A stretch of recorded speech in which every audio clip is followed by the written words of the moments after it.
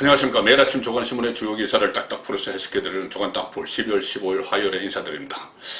지금 10시 30분부터 윤석열 검찰총장에 대한 징계위원회가 법무부에서 열리고 있습니다.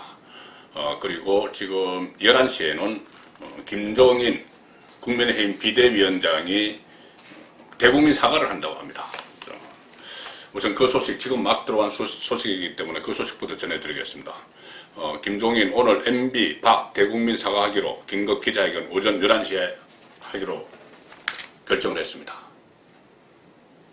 자, 지금 시간은 아주 오전 아침 시간이기 때문에 자, 11시에 어떤 내용이 나올지는 지금 정확히 알려지지 않았지만은 국회에서 긴급 기자회견을 한다. 그리고 이명박 박근혜 전 대통령의 가오에 대한 대국민 사과를 한다.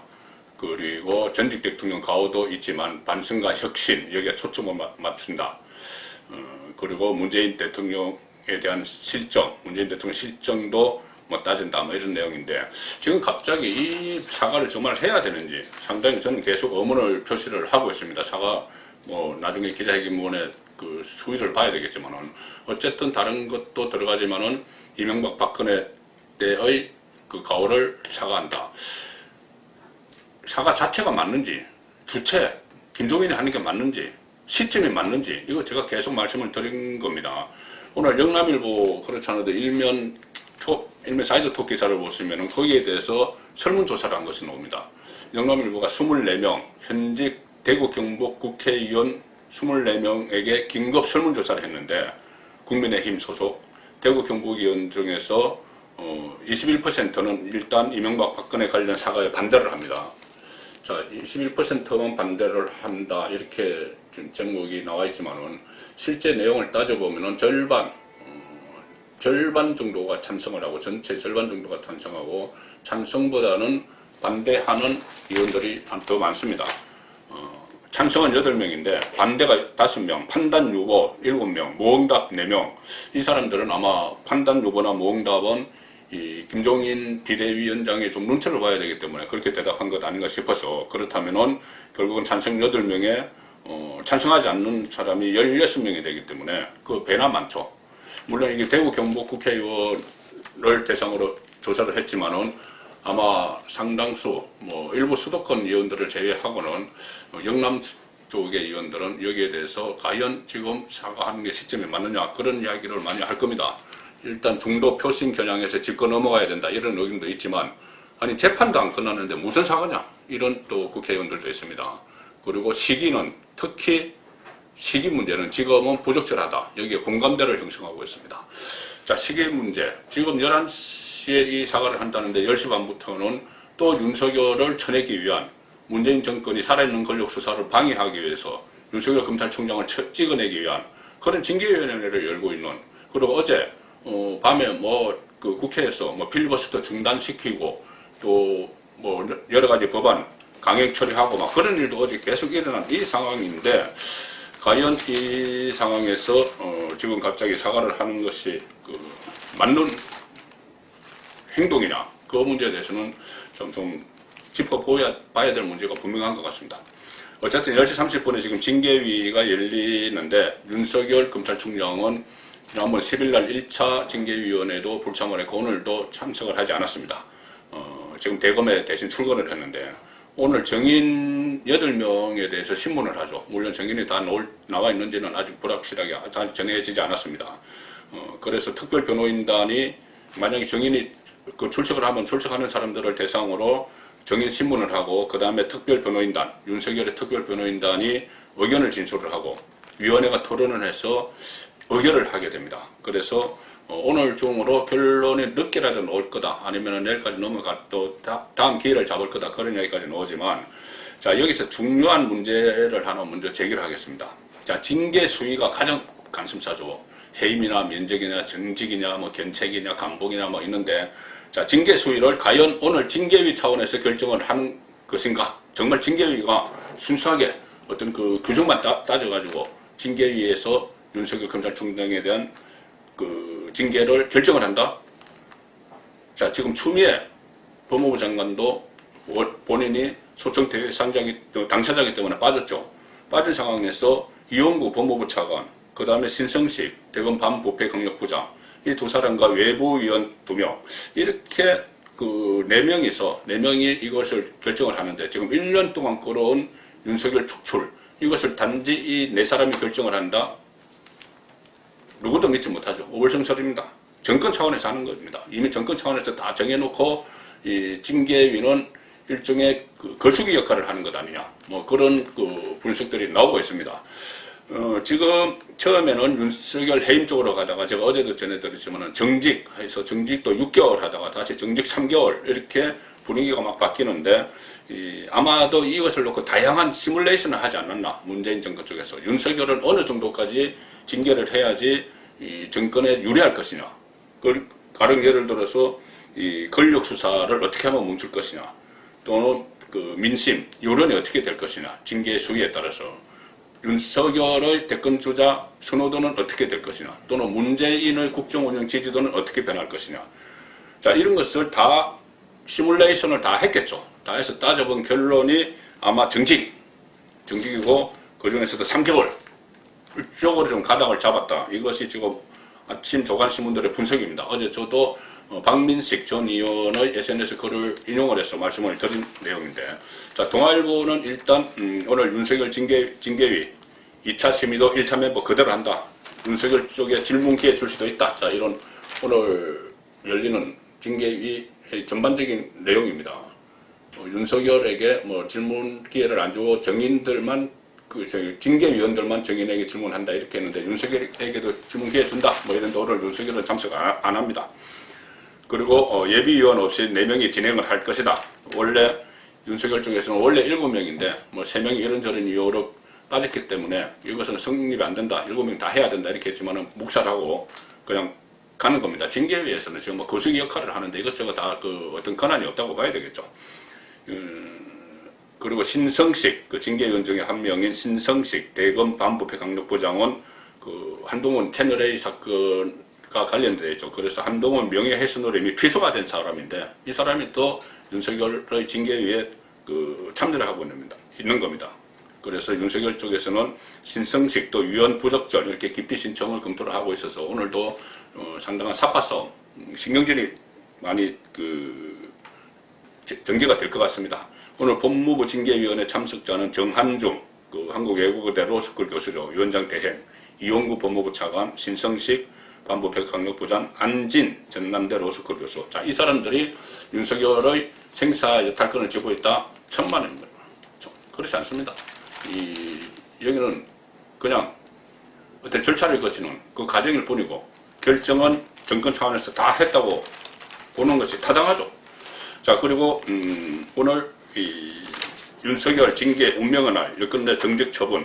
자 정직이라는 단어가 오늘 주요 일간지에 그대로 쭉 실렸습니다. 자 보시면은 윤석열 징계 오늘 운명의 날 여건내 정직 처분설 정직설의 무게.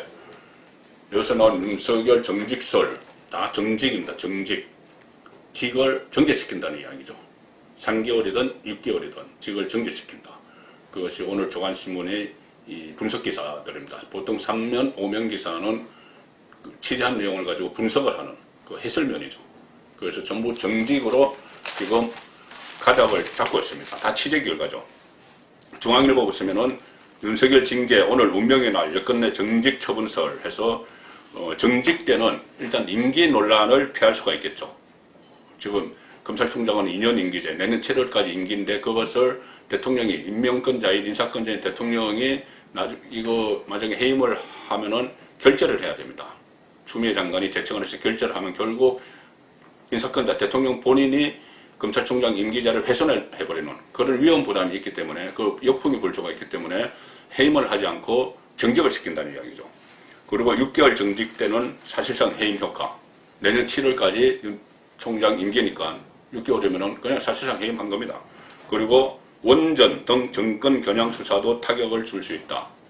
그렇죠. 원전 수사 등 현 정권을 겨냥한 주요 수사를 자축시키면서 검찰총장 임기제 훼손 논란까지 피해갈 수 있는 일석이조의 방안이다. 그래서 정직 쪽으로 간다. 자, 이것을 징계위가 결정을 했겠습니까? 정권이 결정을 했겠습니까? 세계일보 윤석열 중징계 간촉 속 정치적 후폭 풍피하러 정직설의 목에 같은 내용입니다. 채택된 정인 8명 참석 여부 입에 관심이고 일각에서는 정직 6개월이면 해임과 같은 효과다. 그런데 집행정지 소송 내면 또 폐사할 수 있기 때문에 3개월을 예상한다. 자, 정직 3개월이냐 6개월이냐 그 부분을 놓고 지금 마지막까지 결정을 하지 못하는 것 같습니다. 정권에서. 조선일보 보시면은 여권에서 나온 윤석열 정직설 안 자르고 수사권 뺏을 꼼수다. 해임 주장하다가 징계위 하루 전날 돌변했다. 계속 해임. 윤석열 추미애 장관이 해임 하다가 갑자기 돌변을 했습니다. 하루 전날. 어제부터. 정직으로 간다. 정직 때는 정치활동 원천 봉쇄한다. 해임 역풍도 피할 수 있다. 살해는 권력 수사도 못한다. 이렇게 판단을 한 것 같고 윤석열 총장 쪽에서는 정직 3개월이든 6개월이든 기간에 상관없이 소송을 한다. 자, 3개월과 6개월 정직이 약간 다릅니다. 6개월 정직을 하면은 이 소송을 윤석열 총장 쪽에서 하면은 이 경우에는 집행정지 신청을 인용해서 윤석열을 직무에 복귀시킬 가능성이 더 크다는 겁니다. 왜 그러냐면은 이 윤 총장 임기가 내년 7월이니까 그것을 고려하면은 정직 6개월은 사실상 해임이죠. 해임이어서 가처분 신청 때 계속 행정법원에서 중요하게 판단하는 것이 돌이킬 수 없는 피해입니다. 그러면 사실상 해임이기 때문에 돌이킬 수 없는 피해가 윤석열에게 갈 수가 있기 때문에 취소 처분을 할 수가 있다는 거죠. 가처분을 인용을 해서 다시 복귀시킬 수가 있다는 이야기입니다. 정직 상태를 그냥 없애버릴 수가 있다는 이야기입니다. 그런데 6개월 미만 3개월 정도면은 좀 미묘해집니다. 3개월 정도가 나오면은 임기 내에 총장직에 복귀를 할 수가 있죠. 3개월 있다가 내년 3월까지 갔다가 7월 그 사이에 복귀를 할 수가 있습니다. 그래서 이 돌이킬 수 없는 피해 이것이 정직 3개월이 그 정도 피해를 유발하느냐 여기는 판사에 따라서 판단이 다를 수 있기 때문에 3개월 정도를 하면은 이 권력 정권 입장에서는 3개월 정도 하면은 다시 돌아오지 못해. 그리고 3개월이 있으면은 오히려 그때는 뭐 어차피 공수처가 출범해서 살해는 권력 수사도 못하게 되고 검찰에서는 아무 힘도 없게 되는 그런 상황이니 3개월이 적절하지 않겠나 이렇게 판단을 하고 있다는 겁니다. 그리고 정직 처분은 법무장관 제청에 의해서 문재인 대통령이 최종 재가를 하게 됩니다. 그러니까는 아무래도 법무부 장관 상대하는 것보다는 대통령을 상대해야 되니까 판사에게는 부담이 될 수 있죠. 그래서 3개월 정도 하면은 가처분 신청이 기각되지 않겠느냐 법원에서 그런 꼼수까지 쓰고 있다는 겁니다. 안 자르고 수사권 뺏을 꼼수 조선일보 표현입니다. 이 상황에서 정직이 유리하다고 판단한 그 결론이 나오기까지는 다각도로 시뮬레이션을 했겠죠. 임기제 훼손 논란을 피할 수 있고 문재인이 받는 타격을 줄일 수 있고 또 6개월 정직은 사실상 해임 효과를 내고 3개월 정직은 어차피 그렇게 되면 권력 수사는 끝나는 거다. 공수처가 출범하니까. 그 다음에 윤석열 효력정지 가처분 신청을 해도 회생 가능성은 낮아진다. 3개월 정직이면 그런 판단까지 했고 정치적 역풍 특히 윤석열 지지율이 올라가는 해임하거나 정직 6개월 사실상 해임을 하면은 윤석열 지지율이 또 올라가겠죠. 그런 것도 차단하는 여러 가지 효과를 거뒀다. 효과를 노리고 이런 꼼수를 쓰고 있다는 겁니다. 자, 그렇다면 윤석열은 어떤 생각을 하고 있을까요? 일단 중징계가 되면 행정소송은 그대로 진행을 하겠죠. 자, 그런데 이 상황에서 또 오늘 징계위에서 어떤 결정이 내려지고 나면 윤석열의 지지율이 어떻게 변화할지 또 과연 정치를 하는 시점이 언제가 될지 하게 될지 뭐 이런 문제들인데 윤석열 총장이 정치를 한다 이 기정사실을 한 것은 지난번 국정감사 때의 발언 때문이죠. 퇴임 후에 국민에 봉사하겠다. 그러니까 김도 의원이 국민에 대한 봉사가 정치도 포함되느냐 하니 그것은 지금 답변하기 어렵다 이렇게 이야기를 했는데 자 그래서 그 이후에 윤석열이 정치를 한다 뭐 이런 식으로 지금 가고 있습니다. 자 근데 당시 윤석열이 무슨 의미로 그런 말을 했는지 답변 어렵다 국민봉사 했는지 오늘 중앙일보 인터넷판에 아침에 5시에 입력된 새벽 5시에 입력된 기사에 그 내용이 있습니다. 퇴임 후 국민봉사 윤 개 3마리 본다는 말 어떻게 하냐. 자, 국감 때 퇴임 후에 국민에게 분산한다고 그랬는데 윤석열이 그런 말을 했다는 겁니다. 나중에. 그렇다고 국회에서 그렇게 물어보는데 퇴임 후에 뭐 할 거라고 물어보는데 개 세 마리 본다는 말을 어떻게 하느냐 이 말을 했다는 겁니다. 이게 무슨 내용이냐면은 그때 국정감사에서 퇴임 후 뭐 그런 그 국민에 대한 그런 봉사 이야기가 있었죠. 그리고 그 직후에 그때 대전 고검지검을 윤석열 총장이 방문을 했습니다. 기억하실 겁니다. 이두봉 지금 월성원전 1호기 조기 폐쇄 과정 조작, 경제성 조작 사건을 수사하는 그 대전지검 윤석열 총장과 가까운 이두봉 검사장이 가 있는 그때 방문을 한 자리에서 그 현지 검사들과 만났는데 거의 이 이야기가 나왔다는 겁니다. 국감에서 했던 이야기가. 그런데 그때 이 이야기가 나와서 왜 그런 말씀을 하셨냐 이렇게 물어봤겠죠, 검사가. 그러니 윤석열이 이렇게 이야기했다고 합니다. 퇴임 후에 2년 동안 변호사 개업을 못한다. 국정감사장에서 자, 내가 그 퇴임 후에 백수가 돼서 강아지 3마리를 보면서 지낼 것이라는 이야기를 어떻게 하냐 뭐 이렇게 이야기를 했다는 겁니다. 윤석열 총장은 늦게 결혼했죠. 늦게 결혼해서 지금 개 3마리, 빗송 2마리와 장애를 가진 진돗개 1마리를 키우고 있다고 합니다. 그러니까 내가 개나 보면서 그냥 뭐 호송세월 한다 이렇게 말할 수는 없는 거 아니냐. 그래서 2년 후에 그 검찰총장을 지내면은 대한변협에서 2년 동안 개업을 제한을 하고 있습니다. 그 변호사 개업을. 그래서 변호사도 못하고 2년 동안 못하는데 그러면 내가 그렇다고 개나 보면서 호송세월을 한다고 할 수가 없으니 그렇게 이야기한 거다. 국민에게 봉사한다. 그리고 국민에게 봉사한다 이 말은 아주 원론적인 거 아니냐. 다들 그렇게 이야기하지 않느냐. 자, 이렇게 이야기했습니다. 자, 그런데 그러니까 그 현지에 있던 검사 이야기는 국감장에서 한 발언이 정치하겠다는 뜻이 아니라는 취지로 이야기를 했다. 자, 이렇게 해석까지 나왔습니다.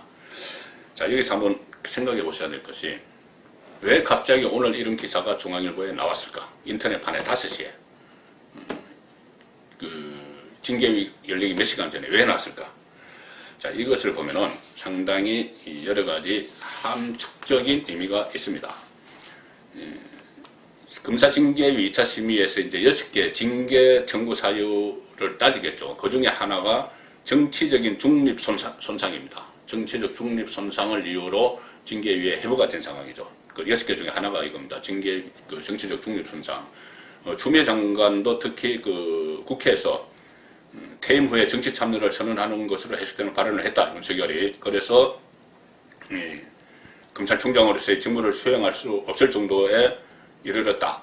어차피 대권 후보가 됐기 때문에 그런 말을 하면서 징계 사유를 들었습니다.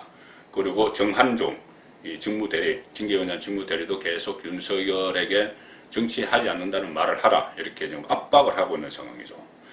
자, 이 이야기는 결국은 윤석열이 정치를 하지 않는다는 말을 하게 되면은 그 대답을 나중에 실제로 대권에 출마하게 되면은 범야권 후보로 반문재인 그 캠프를 대표해서 출마를 하게 되면은 고리를 끌기 위해서 계속 그 정치를 하지 않는다는 이야기를 하라고 압박을 하는 것이죠. 그런데 그 상황에서 윤석열은 내가 국감에서 정치한다고 한 것도 아닌데 왜 자꾸 문제를 삼느냐. 자, 이렇게 지금 그 대응을 하고 있는 겁니다. 자, 이 상황에서 지금 이런 이야기가 슬쩍 흘러놓은 보도가 나온 것은 그때 국감장에서 윤석열이 한 말은 정치한다는 말이 아니다. 자, 이것을 다시 한번 딱 다르게 깔아놓고 오늘 징계위에서 변호인단이 대응을 하려고 하는 그런 수순이겠죠.